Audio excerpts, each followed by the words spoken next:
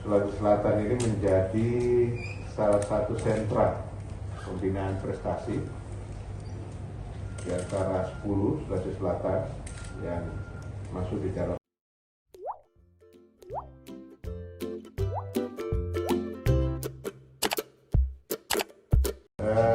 Teman-teman sekalian,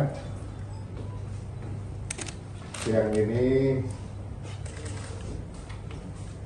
pejabat Gubernur Sulawesi Selatan datang ke tempat kami dan menyampaikan beberapa hal.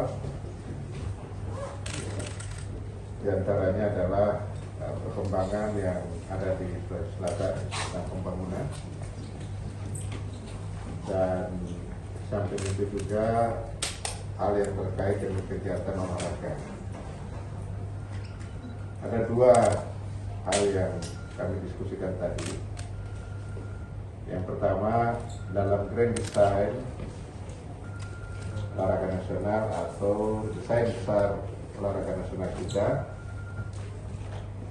Sulawesi Selatan ini menjadi salah satu sentra pembinaan prestasi di antara 10 Sulawesi Selatan yang masuk di dalam Grand Design olahraga nasional, yang kita sekarang sedang menunggu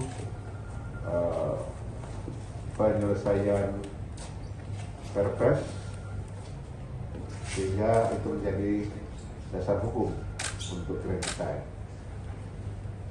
Samping itu juga beliau menyampaikan dan sekaligus kita mendiskusikan tentang stadion